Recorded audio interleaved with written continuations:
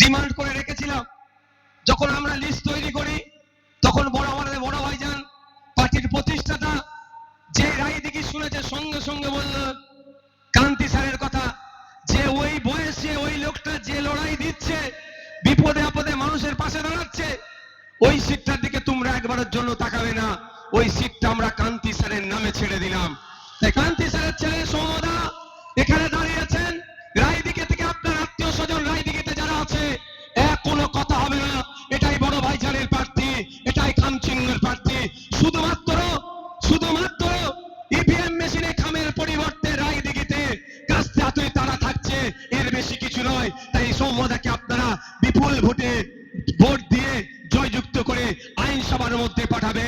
কথা আছে না, বাপকা বেটা, সরি সাম্য গাঙ্গুলি মহাশয়কে বাপকা বেটা, কি কথা আছে না, বাপ কা বেটা সিপাही का घोड़ा जो भी होगा।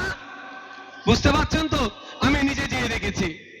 যেই সমাজের মানুষের জন্য আমরা বেশি কথা বলি না, আমরা এড়িয়ে যাই।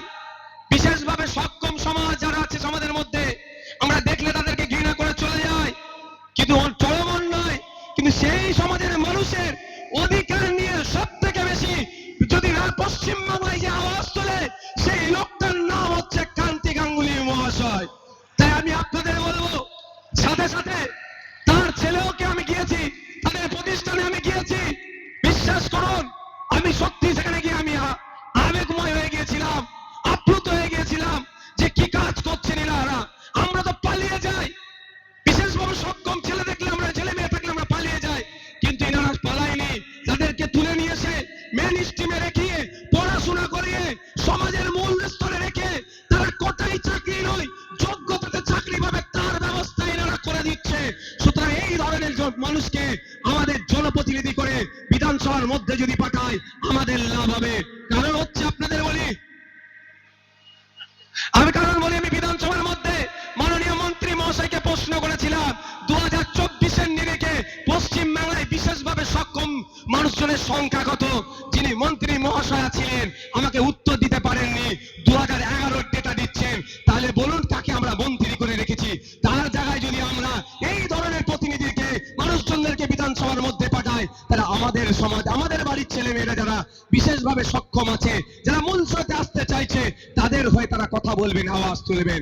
এখানে উপস্থিত আছেন আব্দুল মালিক মোল্লা সাহেব, আপনারা জানেন আমাদের পার্টির জেলা প্রেসিডেন্ট, আপনাদের কাছের মানুষ, আপনাদের ডাকলেই আপনারা পান। আমি আপনাদের বলবো বড় ভাইজানের প্রতিনিধি হিসাবে কুলপিতে আপনাদের কাছে বড় ভাইজান তুলে দিয়েছে আব্দুল মালিক মোল্লা। তাই আপনাদের বলবো আব্দুল মালিক মোল্লাকে খাম চিহ্নে ভোট দিয়ে বিধানসভার মধ্যে পাঠাবেন। শিক্ষা, স্বাস্থ্য, কর্মসংস্থানের যে দাবি আমরা বিধানসভার বাইরে করছি, বিধানসভার অন্তরে তাহলে আমরা একসাথে করতে পারবো। তবে একটা কথা বলি, ভাঙড় পথ দেখিয়েছে, আমি আপনাদেরকে বলি দিকে দিকে একটাই আওয়াজ হচ্ছে, দ্বিতীয় ভাঙড় তৈরি হবে, তাই তো নাকি? তারা তৈরি করতে প্রস্তুত, হাত তুলুন তো।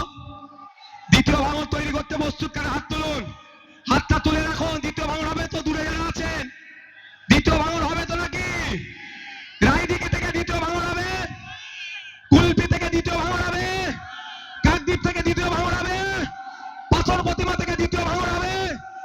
আমরা মানুষ জনগণের জনপ্রতিনিধি পাঠাবো ভাঙড়ের মতো। তারা প্রস্তুত আছেন তো নাকি?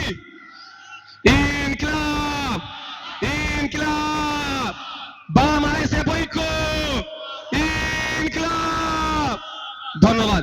আপনারা বসুন, আমাদের পরবর্তী বক্তারা বক্তব্য দেবেন, আপনারা তার মনোযোগ সহকারে শুনবেন।